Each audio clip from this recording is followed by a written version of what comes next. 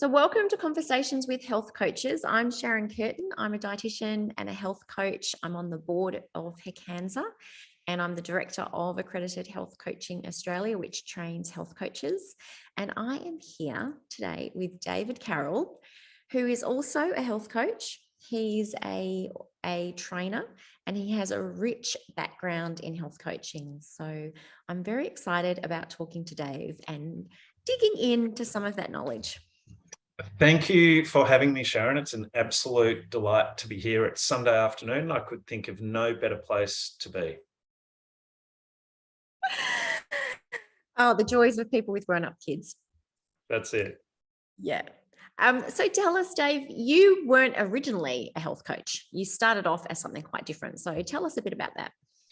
Yeah, so I started off I actually started off as a personal trainer. That was my first, I guess, break into the health and fitness area because I just loved it. And I thought, what a great way to earn money by helping people to get fit and healthy. And it had forced me to stay fit and healthy, and I loved it. And at the time, many years ago when I did that, a lot of people were asking about diet and supplements, and I just didn't have the knowledge on board. And through a lot of reading, I had sort of decided I either want to add becoming a dietitian to my my qualification in PT, or I wanted to do something else that gave me that, more depth and understanding and education. And I actually had a personal interest in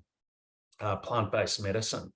And so when I looked at the dietetics course and I looked at the naturopathic degree, I just got swayed to becoming a naturopath because I had an interest in that area. And I thought, well, naturopathy will give me a lot of nutrition stuff, not as much obviously as a dietitian, but still gave me a fair grounding. But I could really start learning about plant-based medicine, particularly the use of Western herbs and Chinese herbs and Ayurvedic. And I went back to uni and I did a health science degree as a naturopath, and then I was combining my naturopathy with my PT and doing some really interesting things, which, well, I was interested in them, doing stuff around the gut and the microbiome and gut detox programs and talking about all this stuff. And like a lot of people, I thought, because I'm so interested in it, I'm sure all of my clients will just love to hear about this stuff. And it was interesting because people were interested in hearing about it, but that hearing about it didn't necessarily translate into action in terms of taking on board the suggestions and the prescriptions that I was giving.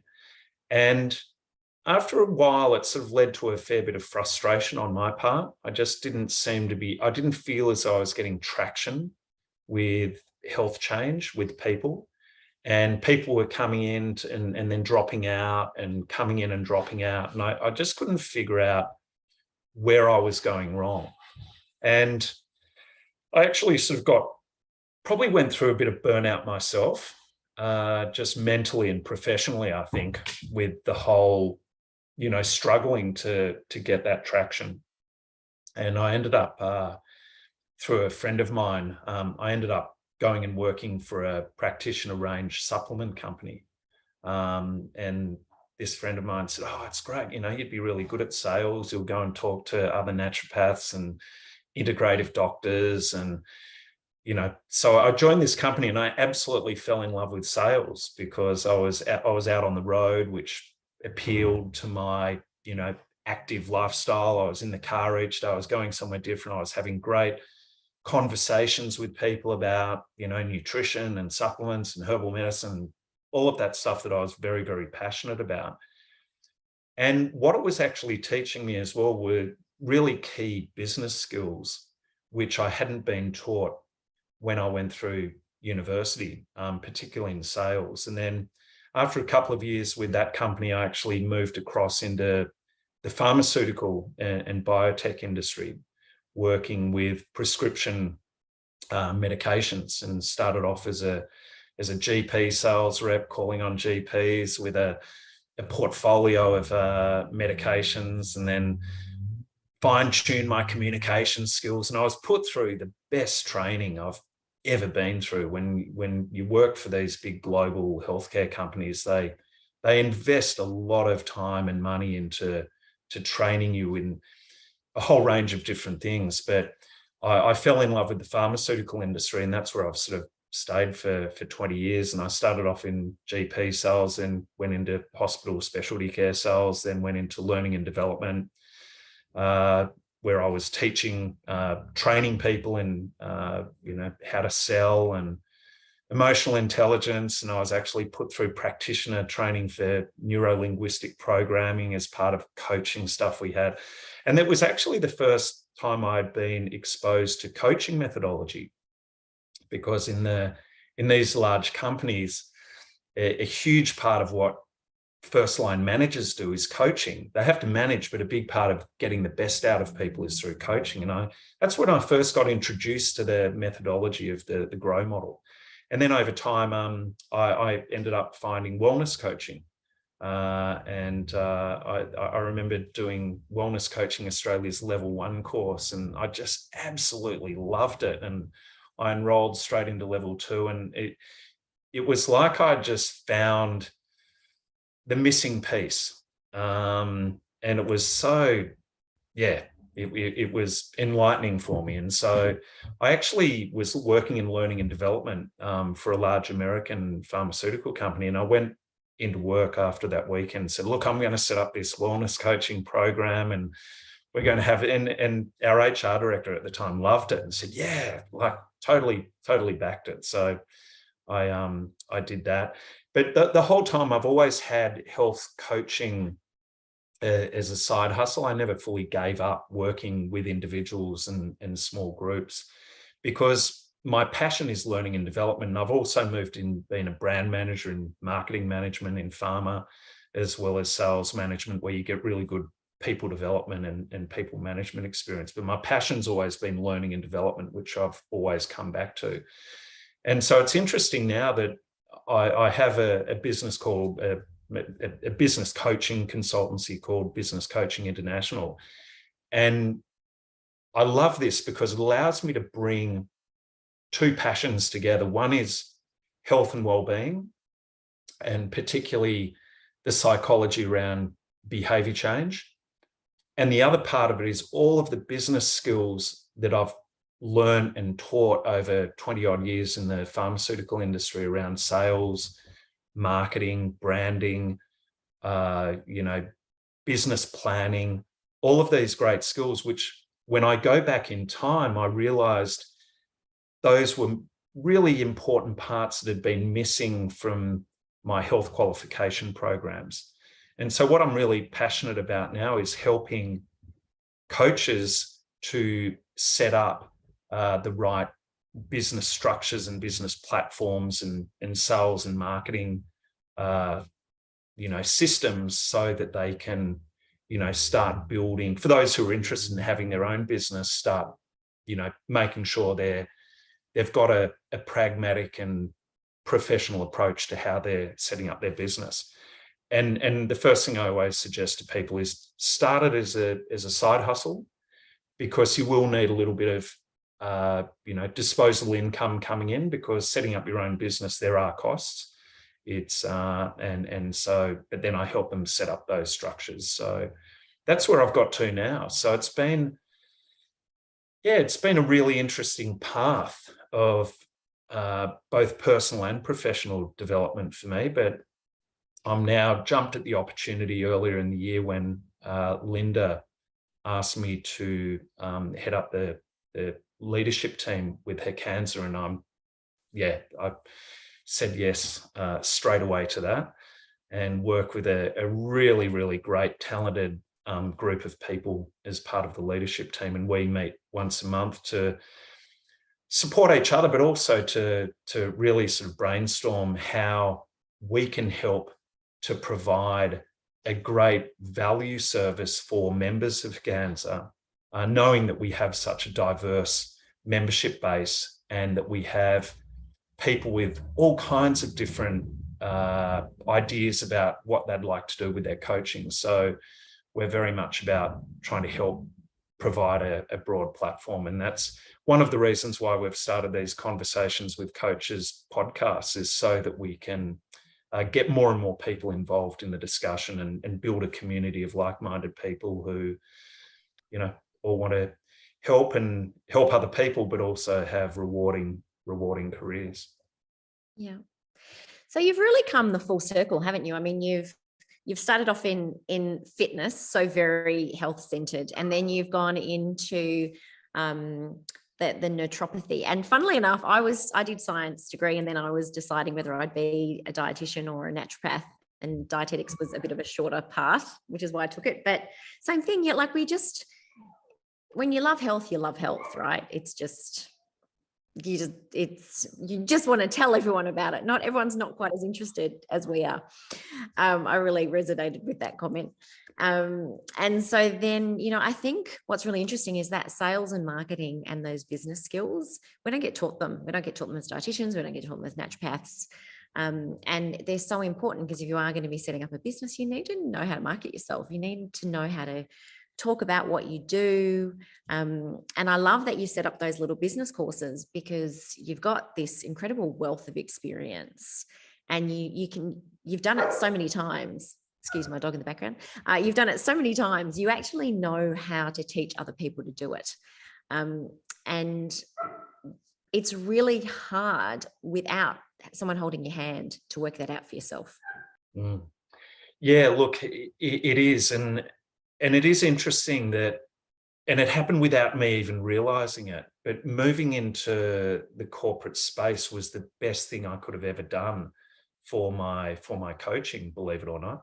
Because had I not come across coaching, I'd probably still be struggling and annoying people, telling them how they should be living their life, when, although what I was saying they may have found interesting, it wasn't being said or delivered in a way which was resonating with them for where they were at in their life to actually make change. And so the corporate training I received is the best training I've received throughout my entire career. And I'm very, very grateful. I've worked at a number of the very large global healthcare companies over that period of time, and the generosity of guidance and training and management that I've received has really got me to this point now where I'm very, very clear and very confident that my role in coaching now is around business coaching, but bringing it back to the health space, because that is absolutely where my heart and soul still lies. So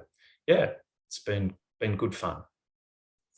And I think, for all the coaches out there, I think it's really important that they understand that there's nothing manipulative or bad about, making money and learning how to market yourself. Like, marketing is not some sort of dirty little secret.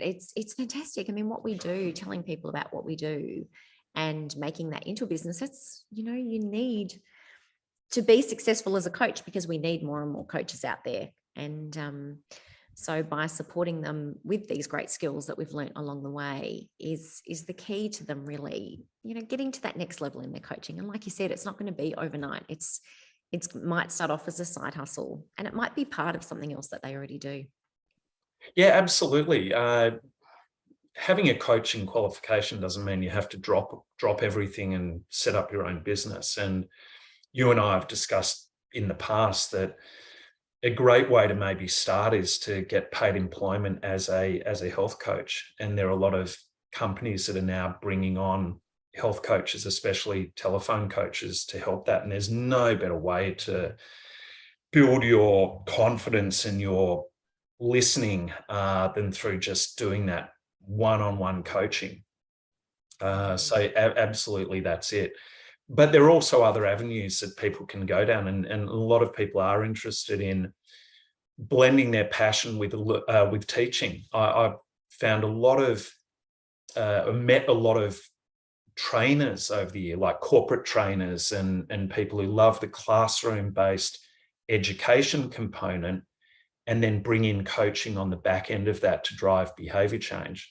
So I always am, and I love learning and development. I see myself as probably a trainer first and foremost, and then I bring my coaching methodology in on the back end. But for any coaches out there who have expertise in an area, and who are passionate about something, a great thing to add to your one-on-one coaching is group training and education, and then group coaching as well as your one-on-one. And it's so important, if you are a coach who does want to have your own business, having multiple streams of income is going to be really useful for you in helping to build and scale a business. Because although one-on-one coaching is there's probably no better space to actually hone your skills as a coach, it can be difficult to scale because it's hard to duplicate yourself. In fact, you can't. And that is your unique value proposition as a one-on-one coach, is your personality and how you connect. The beauty of having group programs and group educational programs is that they can be duplicated, and you can get them to a point potentially where you can then, teach another coach or trainer to run those programs. And that's what I'm really passionate about, is helping people look at their business model and work out, how am I going to structure this so it will afford me that opportunity to scale it beyond just myself.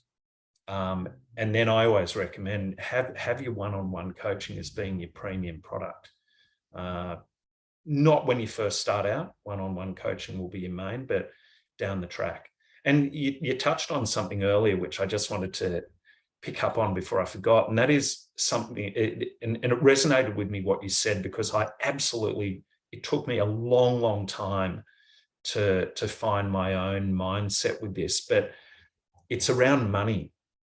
And I remember when I first started out in the fitness industry and then as a naturopath, and I had this real block about charging people. And I'd go, what should I charge? I don't know. Oh God, can I charge that? Oh, is that too expensive? And it was my insecurities driving my own feelings and thoughts, and ultimately my behaviors. And it took me a long time to become comfortable with the fact that, and this is just me speaking for me, and I'm certainly not suggesting that other people will necessarily subscribe to this, and everyone has to have their own sort of way of coming to peace with it. But for me, the value that coaches bring to people, the value that coaches can potentially bring to people's lives, you cannot put a price on it.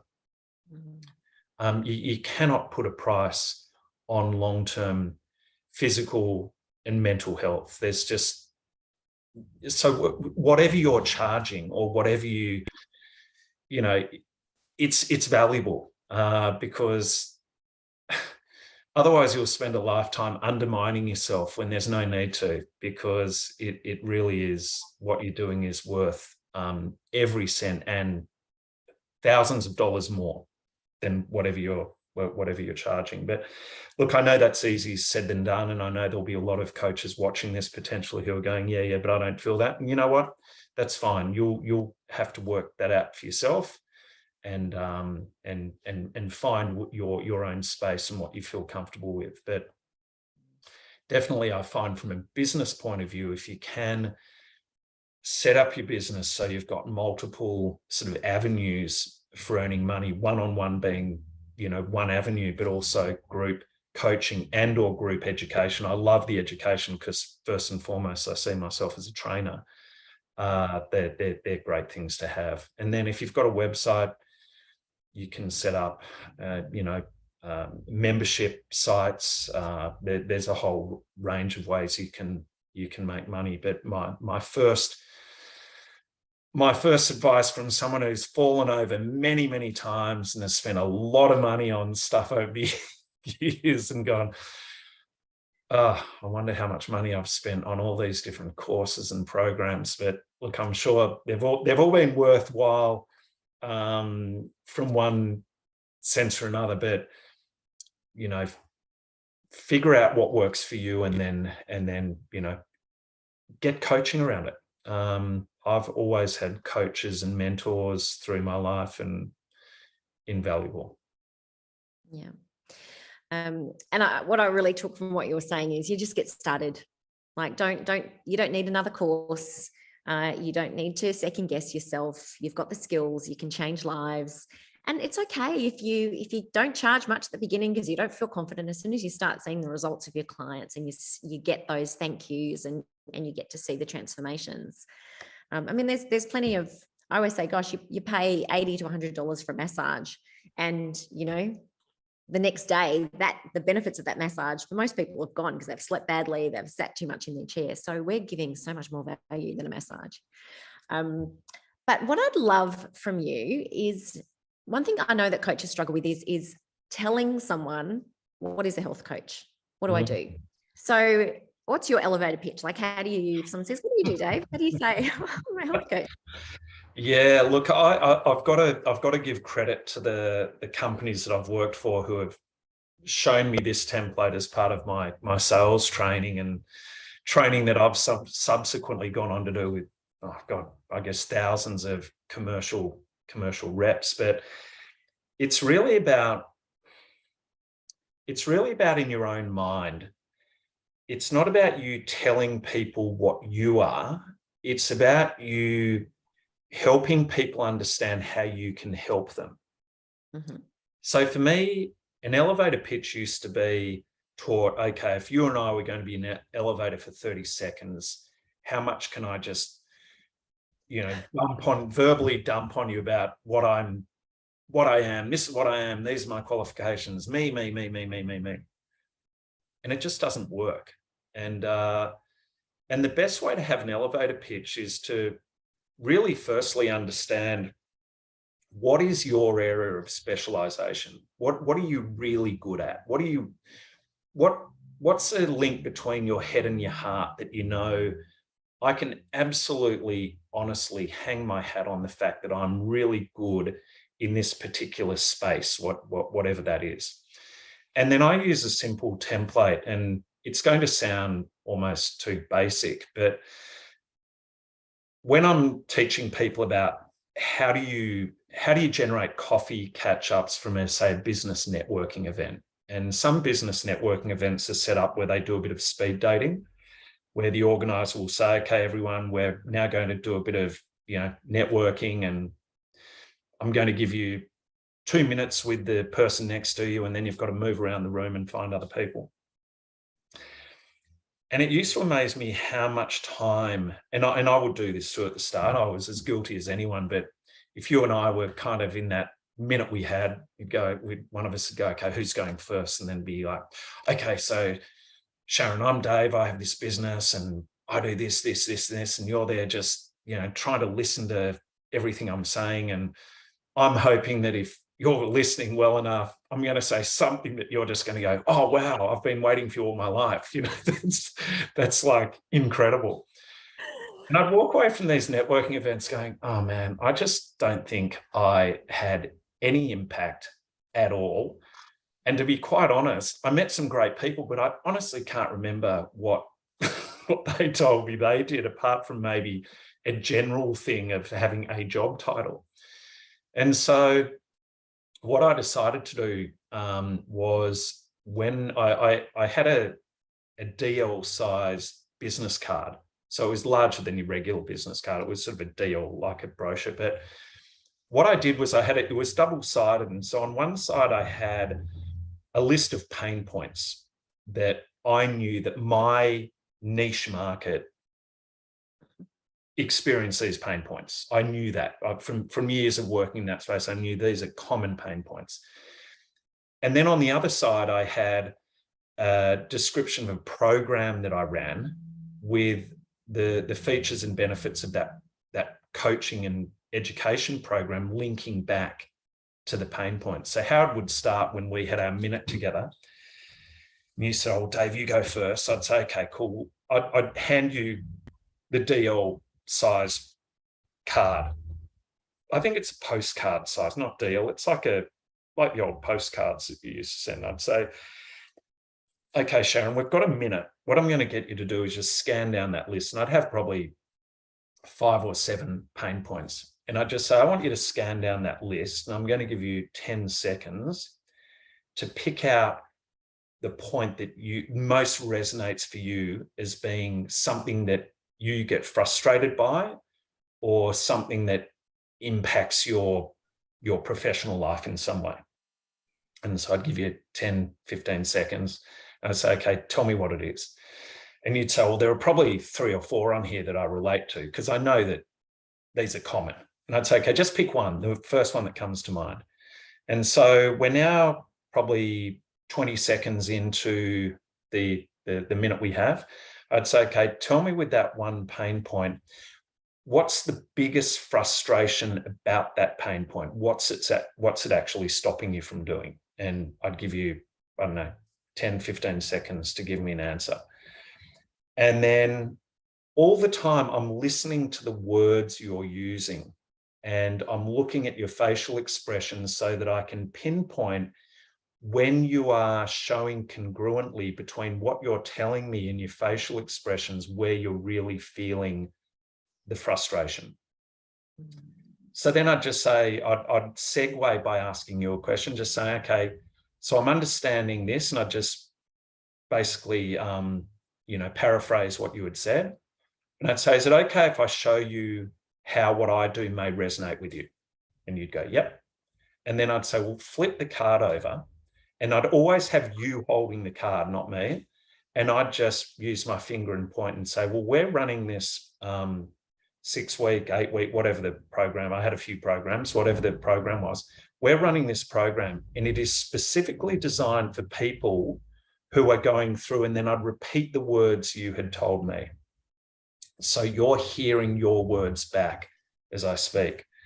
And then I'd just say, so listen, if you're interested, what I do is always a free discovery or strategy session where we can do more of a deep dive. We've only got a minute today, but I sit down, we'll do a 90-minute, 60-minute deep dive and find out exactly what you're going through. And then I can maybe give you some tips and tricks. And then if you're interested in talking more about one of our programs, we can work out the best way to get you started. How does that sound? And then that was about the end of the minute or 2 minutes we had networking. And I found that approach was far more fruitful at generating coffee catch-ups, because I spent the whole minute pretty well getting them talking about themselves, with me just strategically linking what I do to their pain point. But the most important part about the minute or 2 I had was getting them to a point where they wanted to have a follow-on conversation. Yep. And for me, that is the best way to have an elevator pitch. It's not about you. It's actually, your elevator pitch should be about your prospective client. And this is why in coaching, and when you read about sales and marketing, everything's talking about niching. And it is because you cannot be an expert in everything. And you're much better off being an expert in a narrow field, but being a super expert where you just are so passionate about it. It helps with the way you blog. It helps with the way you talk to people. And it just gives you a far more strategic and directed focus. So for me, the elevator pitch, if you can make the pitch about your prospective client, and your key goal is to get a follow-up conversation, that is the best way, in my opinion, to do it. And look, once again, that's just the way I do it and the way I'm comfortable teaching. But please, I'd recommend go out and have a look at how other people do it. I'm not saying my way is the best way. It's the way it works for me, and it's the way I'm comfortable teaching. But it seems to be a way that I've never had a bad outcome from it. It's always been positive. Even if people haven't been ready to buy, it's still led to, maybe referrals and that kind of thing. Yeah. So it's more about, instead of being about us, it's using those coaching skills. It's using the listening. It's noticing which words have weight, which words are just I should versus the ones that are really you can feel the emotion that's connected to them. And then it's understanding what their pain points are and what outcomes they'd like to achieve, and then linking coaching back to that. And the reason I like to have I like to have a little postcard is for the visual, auditory, kinesthetic learners out there. And we all, and having that postcard gives you that kinesthetic because you're getting them to hold it.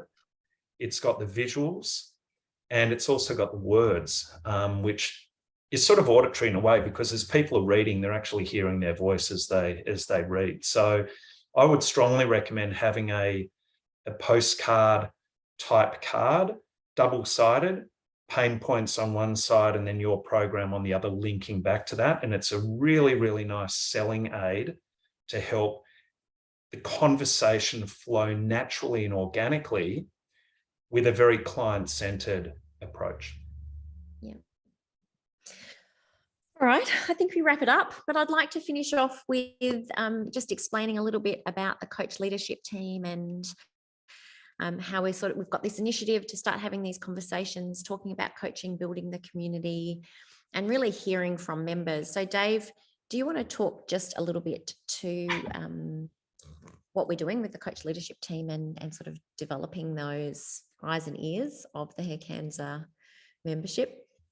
Yeah, absolutely. So the whole reason we've started these conversations with health coaches was based on feedback we got from a HCANSA membership survey that was sent out a couple of months ago. And some of the important responses that came back were around people wanted to be part of a community. They wanted to feel as though they could learn from other people who were on similar paths to them. And they also wanted tips and advice on things around sales and marketing, as well as on continuing education around coach development. And so with the HCANSA leadership team, what we're trying to be is sort of the eyes and ears and voice of the membership base. And we want to make sure that we're providing members with value. And that's why we want to start getting more and more people involved in these conversations. And I've already got a list of people who I want to podcast with. And I'm sure there are literally hundreds of other coaches out there, all who have valuable stories to tell and all who can provide really good advice to other people. So we strongly encourage you, if you want to be part of the conversation and you want to join in, we absolutely welcome this to everyone, anyone who's a member. This is not just for people on the leadership team. We're sort of driving it because part of our mandate from the board is that they want a group of people to sort of, drum up that interest and build that groundswell of activity. And that's why we're taking it on. But I'm absolutely keen to hear from anyone. I love doing these. I love chatting to people. I love hearing people's stories. It's one of life's real treasures for me. It's just hearing about people's lives and what they're up to and how they're helping people. So that's really what we're trying to achieve. I'm hoping to do a podcast once a week if I can. So I'm looking for people who are happy to switch the camera on and share a bit about themselves. So yeah, stay tuned. And these podcasts will be loaded onto the HCANSA membership resource portal as well, so that you'll be able to view them at your leisure when you can. So yeah. Thanks, Dave. We appreciate all your work as part of the coach leadership team, and thank you for being so incredible and sharing all your wisdom and your tips. There was so much value in pretty much everything that you were telling us for free. You don't even have to do one of your courses. You get so much value, but do one of Dave's courses.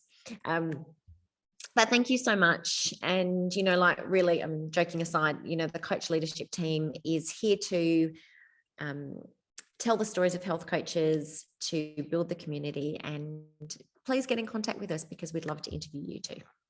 So thanks, Dave. And thanks everyone who's tuned in. No, it's been an absolute pleasure, Sharon. Thanks for having me on, and I look forward to more of these in the future. So have a great rest of your day, and we look forward to seeing you soon. Okay, see you.